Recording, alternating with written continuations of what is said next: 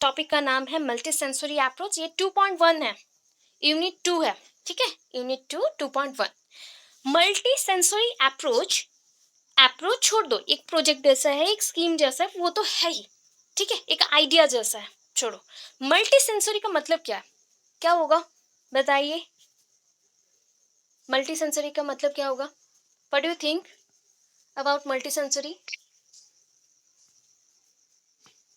बोलिए, कोई भी बोलो, क्या समझ रहे हो बताओ। अच्छा, मल्टीपल सेंस को हम यूज करेंगे, राइट, ठीक है।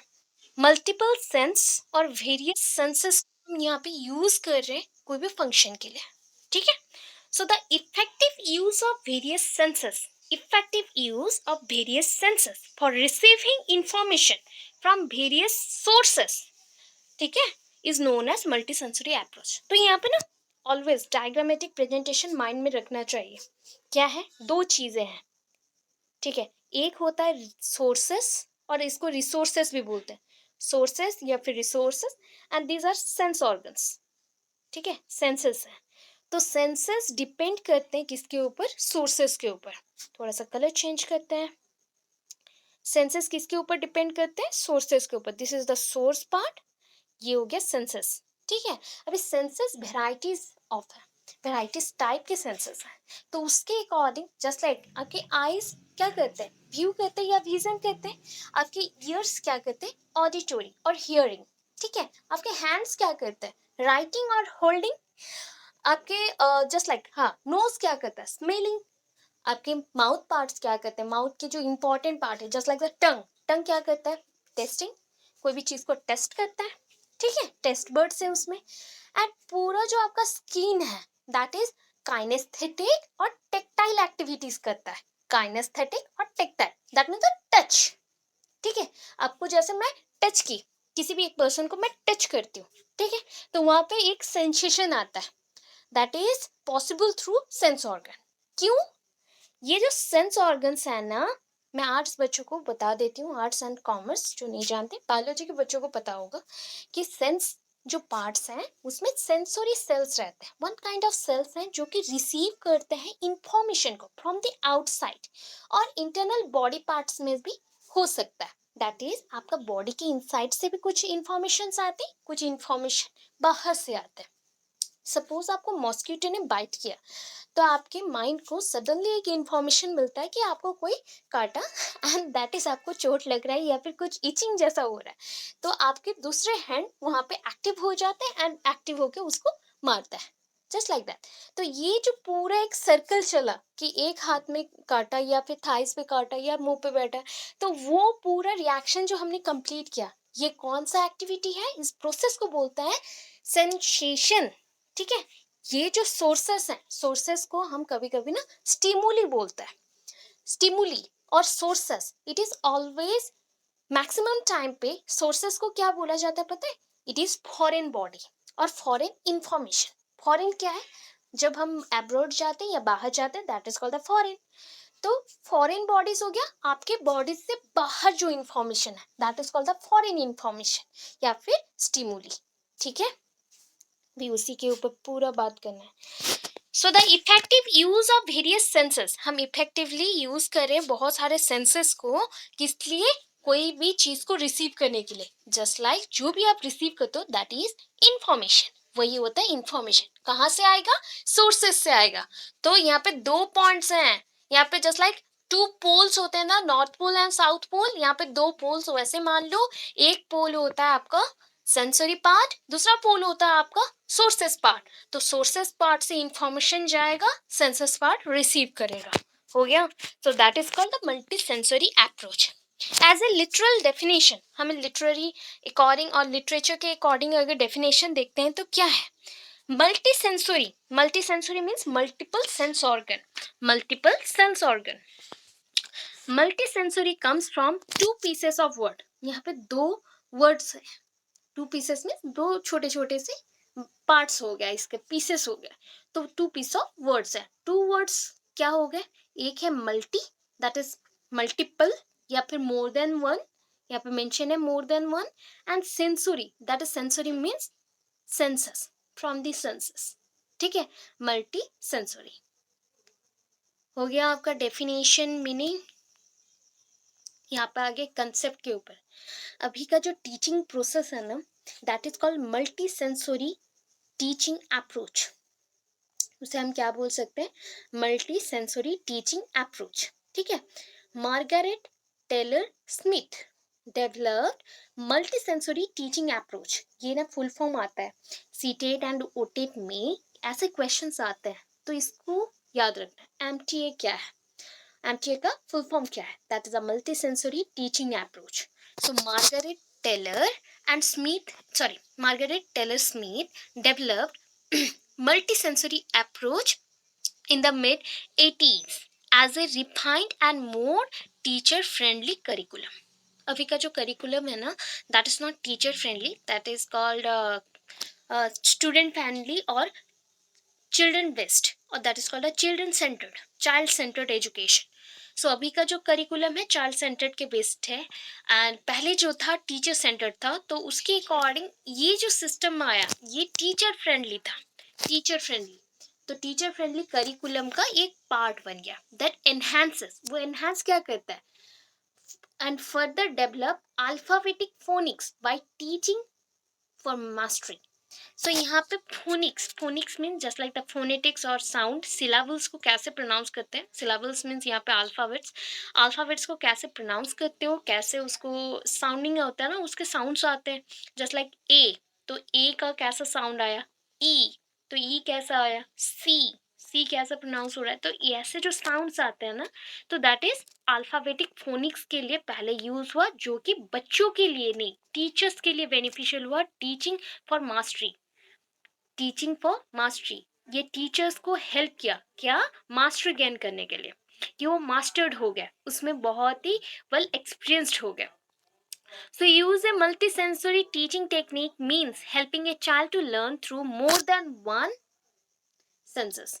यहाँ पे हम टीचिंग प्रोसेस में, टीचिंग टेक्निक्स में अगर इसको डालते हैं, that is a multi sensory teaching techniques को डालते हैं, तो बच्चों में क्या आएगा कि बच्चा एक ऑर्गन को यूज नहीं कर रहा है, एक सेंस को ओनली यूज नहीं कर रहा है सीखने के लिए, वो मोर देन वन सेंस को एट ए टाइम यूज कर रहा है सीखने के लिए। दैट इज, अगर आप बोर्ड में भी कुछ लिख देते हैं एंड उसके साथ उसको प्रोनाउंस कर रहे हैं रिपीटेडली, तो बच्चों में दो टाइप के सेंसेस एक्टिवेट होंगे। That is the first one is the hearing capacity उनका बिल्ड हो रहा है, तो उनके ऑडिटोरी और ईयर एक्टिवेट हो गए, and vision, that is called eye, eye का उनका पावर जो आया उसके थ्रू वो देख पा रहे। तो ये दोनों को मिक्स करके आया मल्टी सेंसरी टीचिंग टेक्निक।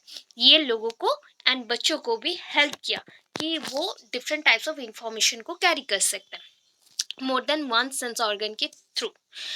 अभी और एक चीज आया, क्या, इसको हम लोग ना शॉर्टकट में बोलते थे वक्त, याद रखने के लिए वक्त बोलते हैं, बिकॉज वक्त का स्पेलिंग भी यही है, VAKT, हम शॉर्टकट में लिखते हैं, मैसेजेस में भी यही मेंशन किया जाता है। तो एक्चुअली ये वक्त का स्पेलिंग थोड़ा सा चेंज होगा, दैट इज अ वक्त, ये मल्टी सेंसरी अप्रोच। यहाँ पे सीटी मेंशन है, सीटी हम यूज नहीं करते हैं, अभी के टाइम पे सी के जगह पे के यूज होता है, पहले के टाइम पे सी के जगह पे मतलब के जगह पे सी यूज होता था, अभी के टाइम पे के यूज होता है। So work, that is a V for visual, A for auditory, K for kinaesthetic, T for tactile. हम सारे सेंस ऑर्गन्स को एक्टिवली इन्वॉल्व नहीं कर रहे हैं एजुकेशन सिस्टम में, ओनली चार पार्ट्स को इन्वॉल्व कर रहे हैं, that is a visual, auditory, kinaesthetic and tactile.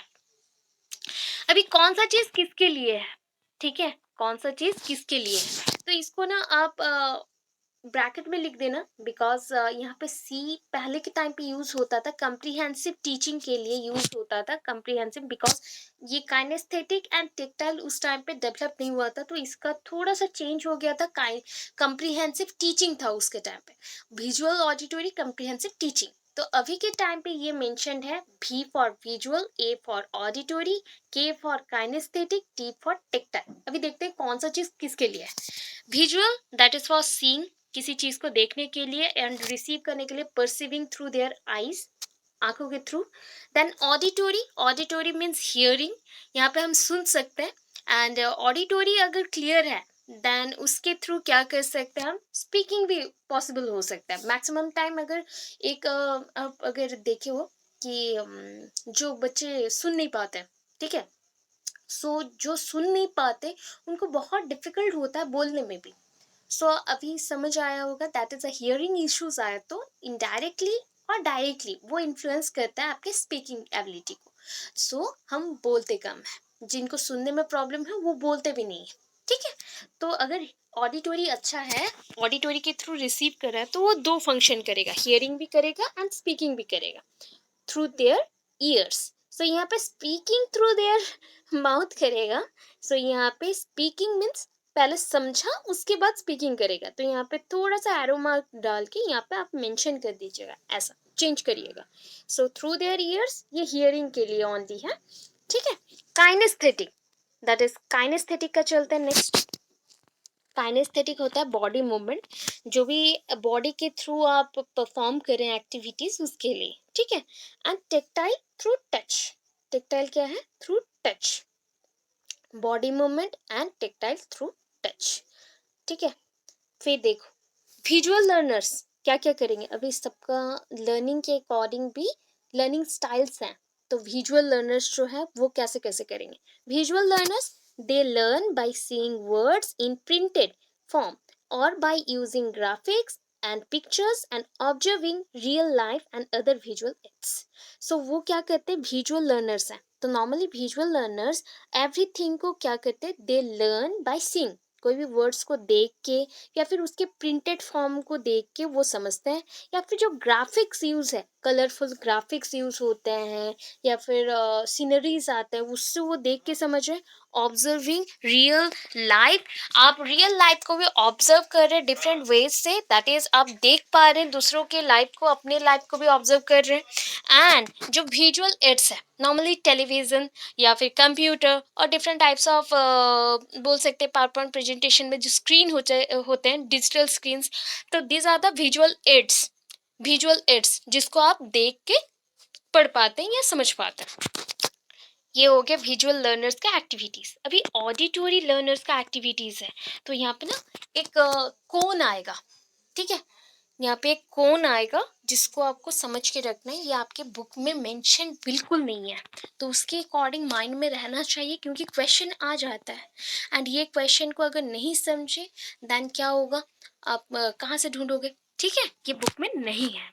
So auditory learners they learn reading, auditory है ना, वो सुनेंगे, तो लिसनिंग, समवन लिसन समथिंग, तो वहां से वो sorry someone speaking something, listen बोल रही हूँ, समवन स्पीकिंग समथिंग एंड हम क्या करेंगे, here we are listen this things. So मैं अगर बोल रही हूँ आप लिसन कर रहे हो, so I am telling about this type of thing, so you listen it properly and after that you can speak about this topic, okay, ऐसे बोल सकते हैं हम लोग। तो यहाँ पे auditory learners they learn reading, they learn reading by listening to someone present information orally, जो भी प्रेजेंट कर रहा है orally, that means by mouth, अगर कुछ चीज़ों को प्रोनाउंस कर रहा है एंड साउंड प्रोवाइड करके वो बता रहा है, देन वहाँ से वो लर्न करता है। तो यहाँ पे एक क्या आया, कोन आया, that is called the Dale's cone. ये जो साइंटिस्ट है ई डेल्स, इनका नाम है ई डेल्स, तो ई डेल्स कोन्स ऑफ एक्सपीरियंस, ठीक है, कैसे होता है ये पूरे प्रोसेस को लेके है, ठीक है। टोटल जो यहाँ पे जितना भी मेंशन है ना VAKT, तो उसको मेंशन करते हुए चलेंगे, दैट इज यहाँ पे देखिए first thing, do the real, voice break हो रहा है, सबके लिए हो रहा है, सब सुन पा रही है, प्रॉब्लम हो रहा है, अच्छा ठीक, ओके ओके, मैं अगेन नहीं तो देख, तो ये कोन का नाम क्या हो गया, डेल्स कोन, ठीक है, Edgar's Dale, that is a E Dale mention कर सकते हैं या डेल्स कोन। सो यहाँ पे स्टेप वाइज जाना है, फर्स्ट तो हम क्वेश्चन मार्क दे दें बिकॉज यहाँ पे 100% चीज़ आप रिसीव नहीं कर पाते हैं, we can not receive 100% things, कोई भी चीज़ को आप 100% रिसीव नहीं कर सकते, ठीक है। So do the real thing, first phase आया, then stimulated real experience, do a dramatic presentation, do a visit, site visit, watch demonstration, watch exhibit, और that is called exhibition भी mention कर सकते हैं, watch मूविंग इमेज, जो भी image सारे moved होते रहते हैं, दैट्स लाइक स्क्रीन में कुछ आया, इमेज मूव्ड हो रहा है, अभी 3D इमेजेस भी आ रहे हैं ना, वैसा। Watch still image, hear words and read. So एक चीज बताऊं, दैट इज ये बेस्ट है LSRW, ठीक है, LSRW। दैट मीन्स यहाँ पे सब कुछ हो रहा है, रीड भी करेंगे, राइटिंग भी करेंगे, देन सुनेंगे भी, दैट इज हियरिंग भी कर रहे हैं। तो लिसनिंग, स्पीकिंग, रीडिंग, राइटिंग सारे स्टेजेस होंगे, बट कौन से परसेंटेज में वो देखिए। First step is seeing and doing, कोई चीज को आप देख रहे हो एंड समझ रहे हो एंड उसके बाद कर रहे हो, तो उसके अकॉर्डिंग क्या होता है, 90% ऑफ वर्ड वी से एंड डू, हम जो भी सुनते हैं उसे करते हैं। सो do the real things, green वाला हो गया। अभी उसके ऊपर थोड़ा चलते हैं, ये 2 स्टेप यहाँ पे आता है। स्टिमुलेट रियल एक्सपीरियंस, मतलब आपको सिमुलेट बोला गया है, स्टिमुलेट नहीं, सिमुलेट मीन्स करना, that is one by one step के थ्रू मूव करना। तो स्टिमुलेटेड रियल एक्सपीरियंस, आपको सपोज कोई वर्क करके एक एक्सपीरियंस मिला, उसी वर्क एक्सपीरियंस के अकॉर्डिंग आप डिफरेंट वर्क को परफॉर्म करते हो, that is the simulation. Simulate ये real experience. After that hearing and saying stage को आए, so that is 70% of word we say. हम जितना भी कैरी करते हैं ना माइंड में, जितने भी नॉलेज है, उस 70% को हम किसी ना किसी को बोल देते हैं, ठीक है। सो 70% ऑफ वर्ड वी से। So do a site visit, do a dramatic presentation. आप अगर रोल प्ले कर रहे हो या एक्टिंग कर रहे हो, तो उसका क्या होता है ना, आपके माइंड में जितना रहा उसका 70% आप प्रेजेंट ही कर दोगे, ठीक है। उसके बाद आप कोई चीज अगर करना चाहते हैं, तो आपको हियरिंग तो बहुत ही करना है, so that is 50% of word we hear and see. जो भी आप सुन रहे हैं, जो भी आप कर रहे हो, उसके 50% आप दोगे।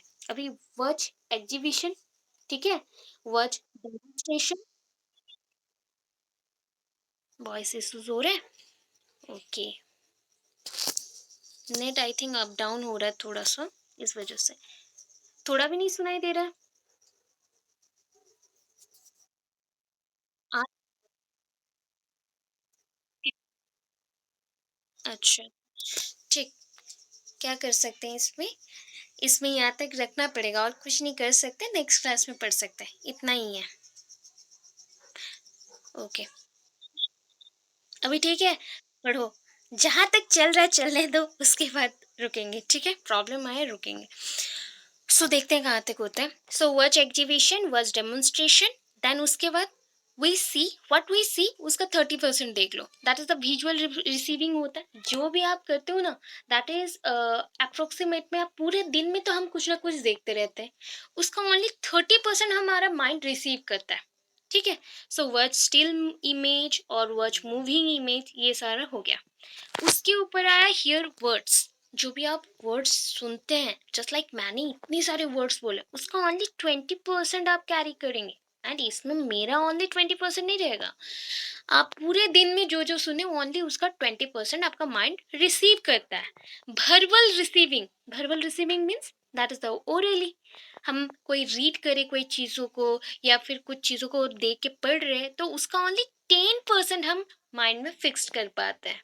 सो ये पूरा प्रोसेस है, ठीक है। वन टाइम रीड कर लीजिएगा, एक्स्ट्रा पॉइंट करके अपनी कॉपी में नोट डाउन करके रखिएगा, ओके। एक्स्ट्रा पॉइंट करके मेंशन करना है, एक और कुछ नहीं लिखना है, इसको एग्जाम में नहीं लिखना है, अगर सपोज पूछ लिया तो उसको मेंशन करिएगा, ओके। इतना क्लियर है, थोड़ा बहुत क्लियर आया अभी, क्लियर है, ओके। टेक्टाइल लर्नर्स देखते हैं, टेक्टाइल लर्नर्स बाय टच होगा ना। So tactile learners, that is double time हो गया, कितने बार मैंने लर्नर्स मेंशन किया है पता नहीं, इसको कट करिएगा। Tactile learners learn through their sense of touch. Sense of touch, कोई चीज को छू के, टच करके वो जानते हैं उसके अंदर क्या इंफॉर्मेशन है, या फिर उसका स्ट्रक्चर क्या है, शेपिंग क्या है, वो सब समझते हैं। So such as using their hands and fingers, तो उसमें क्या यूज होगा, हैंड्स एंड फिंगर्स यूज होंगे। They learn base there writing, drawing, hand on, manipulate.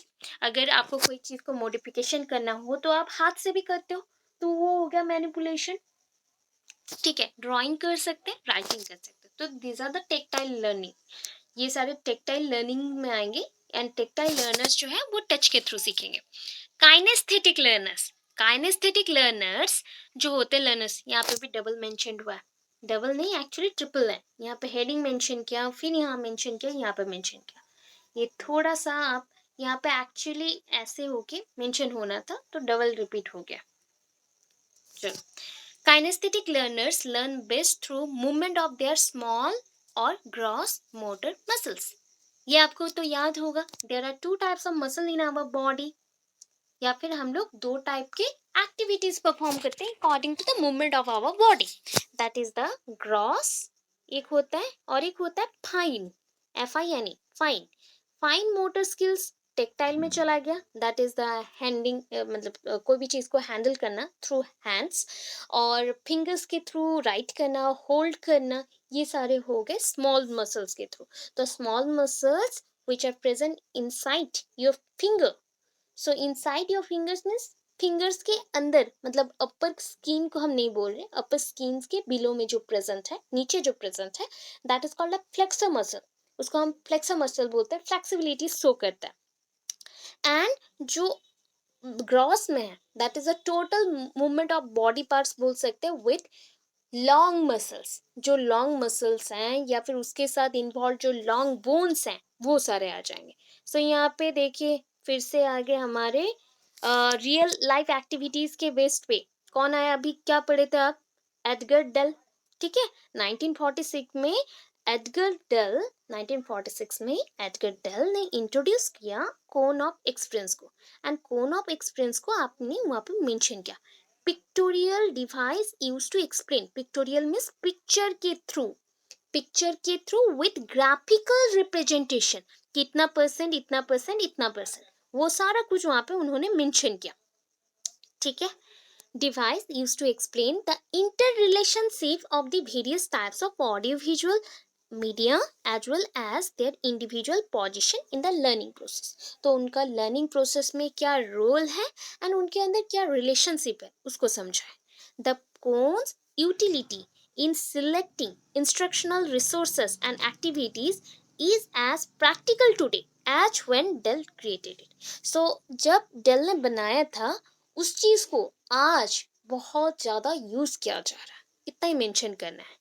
Practical utility इसका बहुत ज्यादा है, प्रैक्टिकल वे पे आप कोई भी इमेज को देख रहे हो, ऑब्जर्व कर रहे हो, तो वॉचिंग कर रहे हो, तो आप सोच लो ना खुद से, दैट इज फॉर एग्जाम्पल आपने एक मूवी देखा, तो मूवी का ईच एंड एवरीथिंग को आप याद रख सकते हो क्या, ऑब्वियस नॉट, उसका 50-60% आपके माइंड में स्टोर रहता है, बिकॉज वहाँ पे दो सेंसेस एक्टिवेट थे, आपने हियरिंग भी किया एंड उसको व्यूइंग भी किया, सीइंग भी किया, सो इसलिए आपको ऑलमोस्ट 60-70% चीज याद रहती है, उसके बाद बाकी चीज आप भूल जाते हो, तो ऐसा चीजें हैं, उसको आप प्रैक्टिकली अभी यूज करें। अभी verbal symbols, verbals means orally कोई चीज को रीड कर रहे, so principle media of communication, verbally क्या करते हैं, तो ये कम्युनिकेशन का प्रिंसिपल मीडिया है वर्बली, अगर मैं आपको बोल नहीं पाती कुछ तो आप क्या सुन पाते या फिर हम लोग कम्युनिकेट कर पाते, obvious not, the principle medium of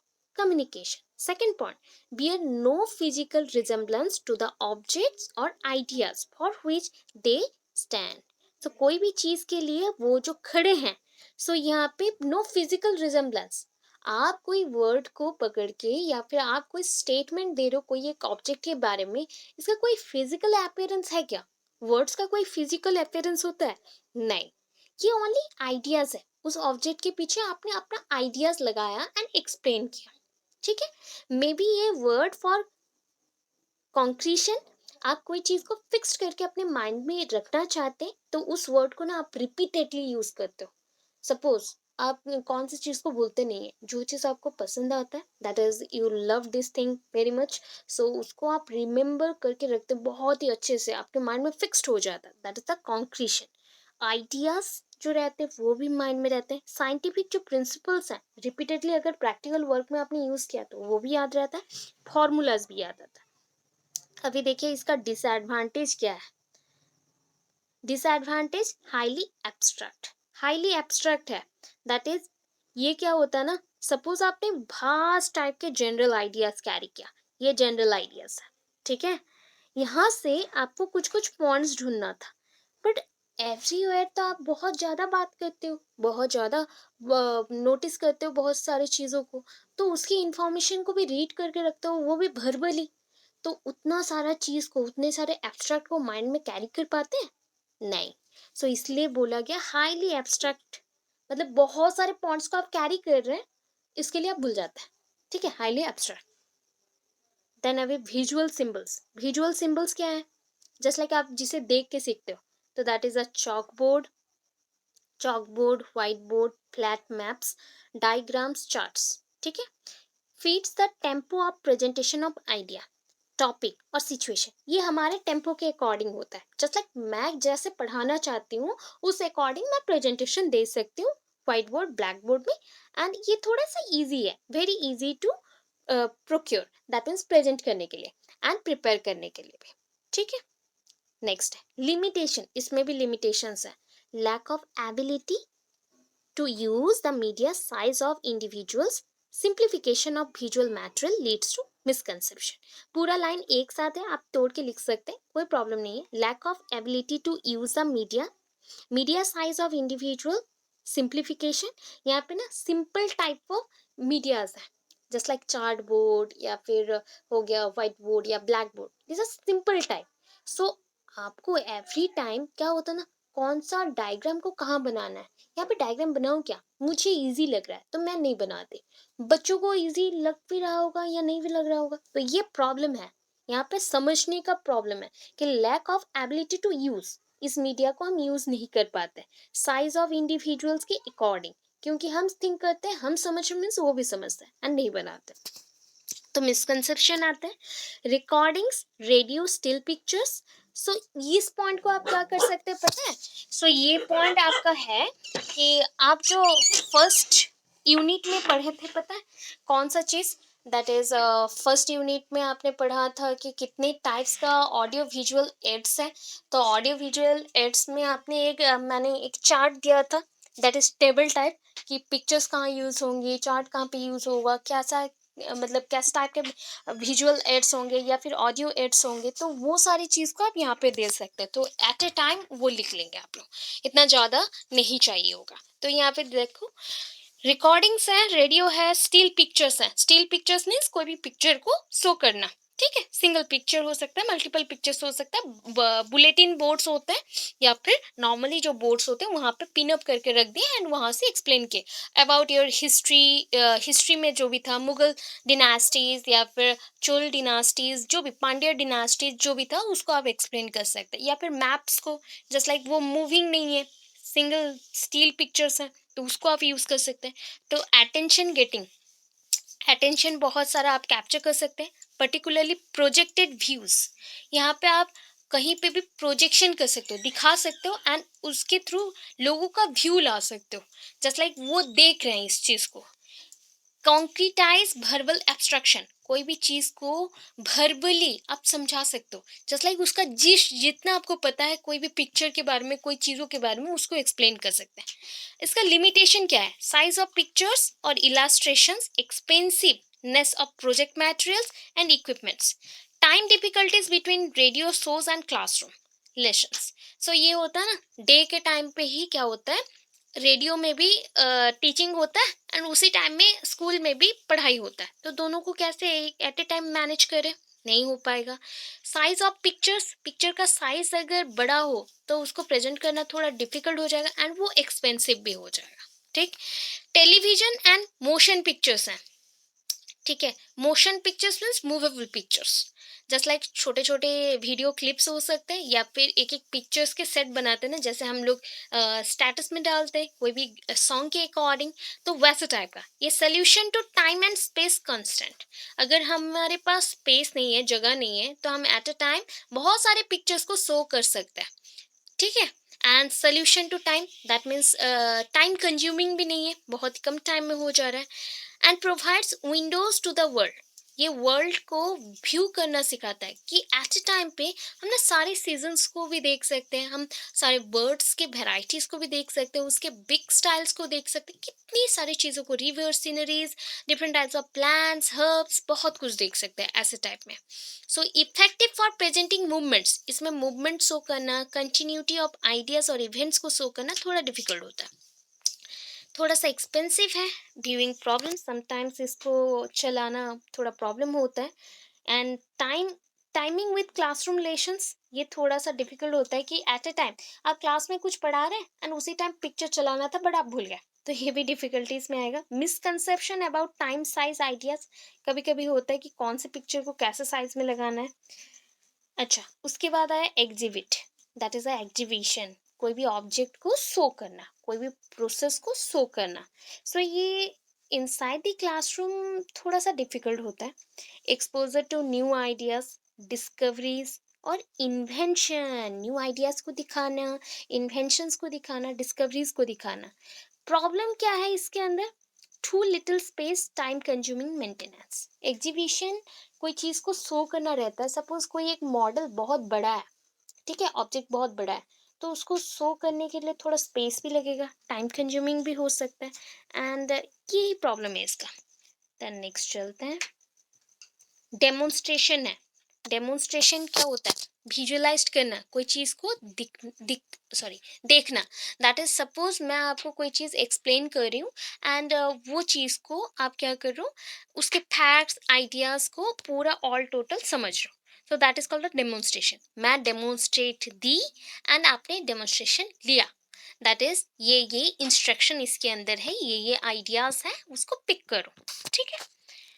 कोई चीज को ऑब्जर्व करना, may require nothing more than observation, और students may be asked to do what has just been shown how to do. मैंने कुछ चीज करके दिखाया, प्रैक्टिकल करके दिखाया, एंड स्टूडेंट आस्क करेंगे कि मैं क्या कर सकता हूँ इसी चीज को आपने जो अभी दिखाया, तो that is called the demonstration process. And disadvantage क्या है? आइडियाज और processes might not be interpreted, कुछ कुछ टाइम प्रैक्टिकल के ओरिएंटेड आपके आइडियाज मिक्स नहीं हो पाते, या उसमें कंसीव नहीं हो पाता, वो आइडिया फिट नहीं हो पाता, तो इसमें प्रॉब्लम आता है कि बच्चे कुछ और सोचे एंड प्रैक्टिकल कुछ और हुआ।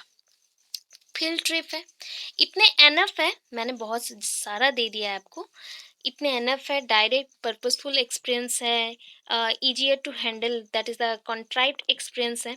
तो मैंने अभी आपको जितना बोला उतना एनफ है, बिकॉज आपके बुक में इतने सारे नहीं हैं। सो कुछ पॉइंट्स ऐसे लिख सकते हैं, अदरवाइज जो 1 पॉइंट यूनिट 1 में आपने पढ़ा था, रुकिए मैं मेंशन भी कर देती हूँ कौन से ये में पढ़ा था आपने। आई थिंक यूनिट 2 या 3 में पढ़ा होगा, सॉरी यूनिट 2 बोल, यूनिट 1 के 1.2 या 3 में पढ़ा होगा, that is audio visual aids, and उसी को कर लेंगे तो इसका भी आंसर हो जाएगा। इतने सारे एक्स्ट्रा दे दी क्योंकि आप सिलेक्ट कर सकते हैं कुछ पॉइंट्स को जो भी आपको अच्छा लगे, and maximum to maximum 5 points लिखिएगा, 5 to 7 points, that is a heading points 5 to 7 होना चाहिए, उसके अंदर पॉइंट्स को एक्सप्लेन करते चलिएगा छोटे छोटे पार्ट्स में। इतना होगा, यस और नो?